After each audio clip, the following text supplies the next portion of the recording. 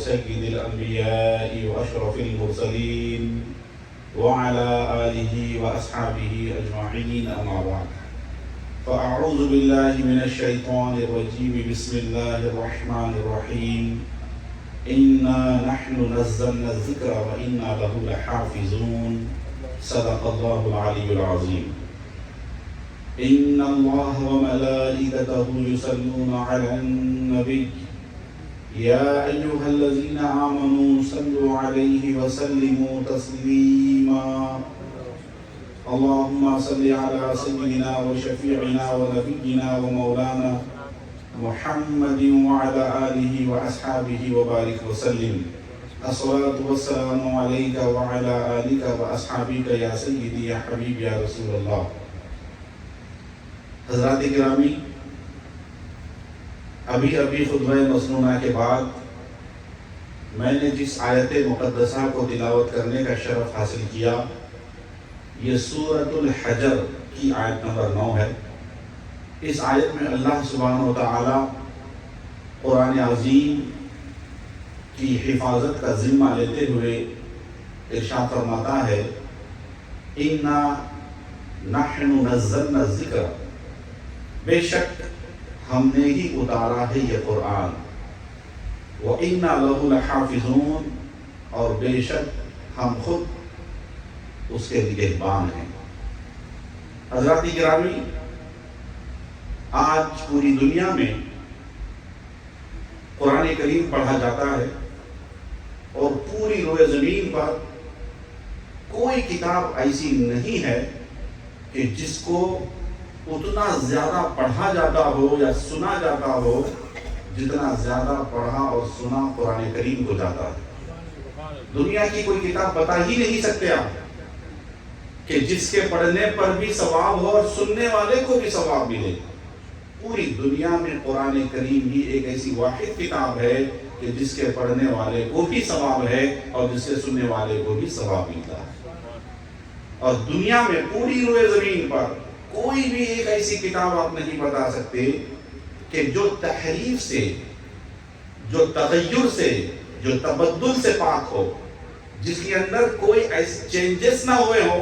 کوئی ایسی کتاب بتا ہی نہیں سکتے آپ سوائے قرآن مجید سے. اس لیے کہ قرآن جس دن سے نازل ہوا ہے آج تک اور صبح قیامت تک ناقابل تحریف کلام ہے. اس کے اندر کوئی چینجز نہیں ہو سکتے. ایک حرف یا ایک لفظ، ایک نقطے کی نیچے اوپر یا کمی بیشی اس کے اندر نہیں ہو سکتی. یہی ایک ایسا واحد کی کلام ہے اللہ کا، یہی ایک ایسی کتاب ہے. عزیزان گرامی، قرآن عظیم کی اس عظمت، اس اعجاز کو قرآن کریم نے کئی مقامات پہ بیان کیا ہے. قرآن کریم میں اللہ تبارک و تعالی خود ارشاد فرماتا ہے اس کتاب کی عظمت کو بیان کرتے ہوئے کہ لو انزلنا هذا القرآن على جبل لرأيته خاشعا متصدعا من خشية الله، کہ قرآن ایسا جاہ و جلال والا کلام ہے کہ اگر ہم اس پہاڑ پر ہم اسے نازل کرتے تو وہ پہاڑ بھی خوف الہی سے پاش پاش ہو جاتا، رضا رضا ہو جاتا. قرآن کریم کی حفاظت کا ذمہ اللہ نے قرآن کریم میں خود لیا ہے. کس چیز سے حفاظت؟ کہ قرآن کریم کی سب سے پہلی حفاظت تو یہ ہے کہ اللہ نے اسے اپنا کلام بنایا ہے، بشر کا کلام نہیں کہا. اس کے اندر کوئی بشری کلام مکس نہیں ہے، صرف خدا وحدہ قدوس کا یہ کلام ہے. اتنا پاک، اتنا صاف، اتنا پیور اور اتنا اعلیٰ کلام ہے کہ کوئی بشر اس میں اپنا کلام شامل کر ہی نہیں سکتا. قیامت تک اس کے اندر کوئی چیز شامل اور مکس ہو ہی نہیں سکتی. اتنا سیف کلام ہے یہ. کوئی دوسری چیز یہ ہے اس کی حفاظت کی ریزن، ایک وجہ اللہ نے اس کی جو حفاظت کی ایک بنیادی وجہ یہ بنا دی کہ یہ قرآن کسی معارضے اور مقابلے سے بھی جو ہے پاک ہے. یعنی اس قرآن کا کوئی بھی مقابلہ نہیں کر سکتا. اس جیسی، اس طرح کی، اس کے مثل کی کوئی بک یا کوئی کتاب یا کوئی صفحہ یا ایک آیت کوئی نہیں بنا سکتا. حضرات گرامی، عرب کی سرزمین پر جس وقت یہ قرآن کریم نازل ہوا پوری دنیا جانتی ہے کہ عرب والے بہت ہی زیادہ فصیح اور بلیغ لوگ تھے. ان کو اپنی عربی زبان دانی پہ بڑا ناز تھا. بڑے بڑے فصیح اور بلیغ ادبا اور شعراء عرب میں گزرے ہیں جو عربی زبان میں اپنے دور کے بڑے ماہر تھے، اور ان کے لکھے ہوئے اشعار آج بھی بڑے بڑے ادب کے سبجیکٹس میں پڑھائی جاتی ہے. عربی ادب کے سبجیکٹ میں یونیورسٹیز میں، کالجز میں، مدرسوں میں پڑھائی جاتی ہے. ان کی فصیح بلیغ عربی اتنی لاجواب تھی. لیکن جب قرآن کریم نازل ہوا اور مکہ کے کفار و مشرکین نے قرآن کریم کے بارے میں اعتراض کیا کہ یہ جو ہے اللہ کا کلام نہیں ہے بلکہ اسے محمد صلی اللہ علیہ وسلم نے اپنی جانب سے گڑھ دیا ہے، یہ قرآن پہ انہوں نے اعتراض کیا. جیسا کہ تفسیر مدارک چوتھے حصے میں موجود ہے کہ بل اختلقہ محمد صلی اللہ علیہ وسلم، کفار نے یہ کہا تھا. تو اللہ سبحانہ وتعالیٰ نے چیلنج کے طور پر ایک آیت نازل فرمائی اور اس میں چیلنج کیا، ان کنتم فی ریب مما نزلنا علی عبدنا فأتوا بسورۃ من مثلہ وادعوا شہداءکم ان کنتم صادقین. کہ اے لوگو، اگر تمہیں شک ہے اس کتاب کے بارے میں، اس قرآن کے بارے میں، اس کلام کے بارے میں، تو تمہیں چیلنج کیا جاتا ہے کہ ایک آیت یا ایک چھوٹی سورت بنا لاؤ. اگر تم اپنے دعوے میں سچے ہو، اپنے گواہوں کو لاؤ اور ایک آیت کی سورت بنا لاؤ. حضرات گرامی، سورۃ الکوثر جو قرآن کی سب سے چھوٹی سورت ہے، جب یہ نازل ہوئی تو خانہ کعبہ کی دیوار پہ آویزاں کی گئی، اس کو لٹکایا گیا، اس کو چسپاں کیا گیا، کیونکہ بڑے بڑے اس دور کے شعراء، ادبا، فصحاء اپنا کوئی بھی فصیح اور بلیغ کا نام لکھتے تو لا کے کعبے کی دیوار پہ لگاتے. دنیا بھر کے لوگ کعبے پہ آتے اور آ کے کعبے کے پاس اس کو داد دے کے جاتے، اس کی تحسین کر کے، اسے گریٹنس اس کو دے کے جاتے. قرآن کریم کو لگایا گیا اور کہا گیا کہ اگر تم شک میں ہو تو اس کا جواب لے آؤ. سارے عرب کے فصیح اور بلیغ پڑھے لکھے عربی جاننے والے آئے، کفار و مشرکین، بڑے بڑے فصیح بلیغ شعراء، ادبا، سارے کے سارے جو ہے گھٹنے ٹیک دیے. یہاں تک کہ جو سب سے بڑا افصح العرب تھا، یعنی پورے عرب کا سب سے بڑا فصیح اور بلیغ انسان تھا، وہ آیا اور نیچے لکھ کر کے چلا گیا، ما ھذا کلام البشر، کہ یہ کوئی بشر کا کلام نہیں ہے. اِنَّا أَعْطَيْنَاكَ الْكَوْثَرَ فَصَلِّ لِرَبِّكَ وَانْحَرْ إِنَّ شَانِئَكَ هُوَ الْأَبْتَرُ. یہ سورت کا جواب مانگا گیا، کوئی جواب نہیں دے سکا. سب گھٹنے ٹیکنے پہ مجبور ہو گئے اور کہہ کے چلے گئے کہ یہ بشر کا کلام نہیں ہے، یہ تو صرف خدا وحدہ القدوس ہی کا کلام ہو سکتا ہے. تو بتاؤ، اتنے بلیغ شاعر جس کا جواب نہیں لا سکے، 1450 سال کے بعد کون اس کا جواب لا سکے گا؟ اس قرآن میں کفار و مشرکین نے بہت کوششیں کی چینجز کرنے کی، اس کو بدلنے کی، اس کو مٹانے کی، اس کو نیست و نابود کرنے کی، اسے صفحہ ہستی سے ختم کرنے کی، لیکن وہ خود ختم ہو گئے. لیکن قرآن نہ ختم ہوا ہے نہ قیامت تک ختم ہوگا. اور آج بھی دنیا اسی دہانے پہ ہے. آج بھی اسلام دشمن طاقتیں، آج بھی صہیونی طاقتیں یہ کوشش کر رہی ہیں کہ قرآن کو مٹایا جائے، قرآن کو اس دنیا سے ہٹا دیا جائے، صفحہ ہستی سے نیست و نابود کر دیا جائے. لیکن ان ظالموں کو پتہ نہیں ہے کہ یہ کوئی انسان کا لکھا ہوا کلام نہیں ہے، یہ اللہ وحدہ لا شریک لہ کا کلام ہے، وحدہ قدوس کا کلام ہے. کہ وہ دعویٰ کرنے والے تو فنا ہو سکتے ہیں لیکن یہ کلام قیامت تک فنا ہونے والا نہیں.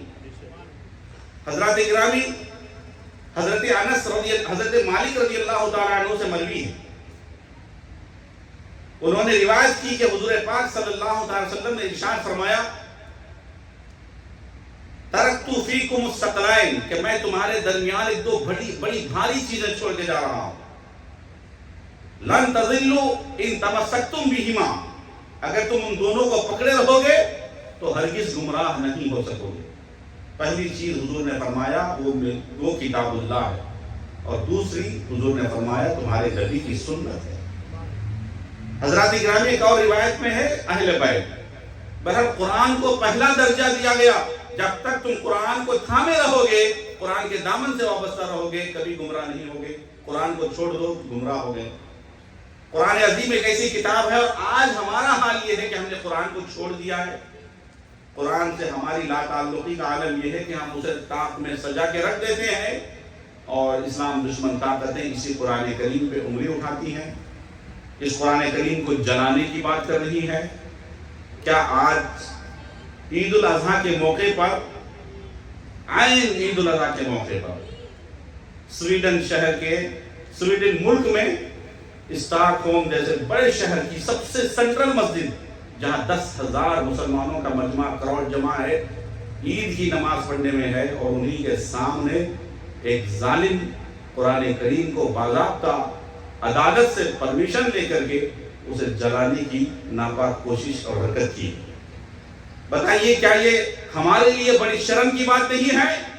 مسلمان قرآن سے لا تعلق ہو گیا اور قرآن کریم پر عمل کرنا چھوڑ دیا، اور قرآن کو لوگ جلا رہے۔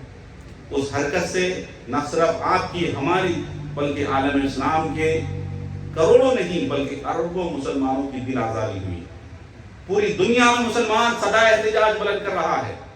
پوری دنیا میں مسلمان سویڈن کے اس انسیڈنٹ پر، جو ہولی قرآن کے برننگ کا انسیڈنٹ ہوا ہے، اس پر اپنی پروٹیسٹ درج کروا رہا ہے۔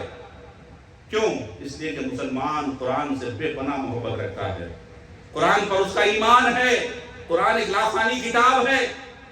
اگر اس کے باوجود کیوں مسلمان سوتا رہ گیا، سمجھ جاؤ کہ پھر اس سے بڑھ کے مسلمانوں کی تباہی کا اور کیا ذریعہ اور سبب ہو سکتا ہے۔ اسلام میں مسلمانوں کی اس دنیا میں 57 اسلامی ممالک، 57 اسلامی کنٹریز کے بڑے بڑے سربراہان، ذمہ داران OIC کے عنوان پر، OIC کے پلیٹ فارم پر متحد ہو کر اس کے خلاف صدائے احتجاج بلند تو کر رہے ہیں، لیکن ان کو چاہیے کہ ساتھ ہی ساتھ یہ آواز بھی اٹھائیں کہ سویڈن نے جو اظہار خیال کی آزادی پر، فریڈم آف ایکسپریشن کے نام پر جو مسلمانوں کی مذہبی کتاب قرآن کریم کو جلانے کی پرمیشن دے رکھی ہے، اس قانون کو وہ منسوخ کرے، کینسل کرے، کیونکہ اس سے صرف ایک خطے کے لوگوں کی دل آزاری نہیں ہوتی، بلکہ پوری دنیا میں رہنے بسنے والے مسلمانوں کے دلوں کو اور ان کے جذبات کو ٹھیس پہنچتی۔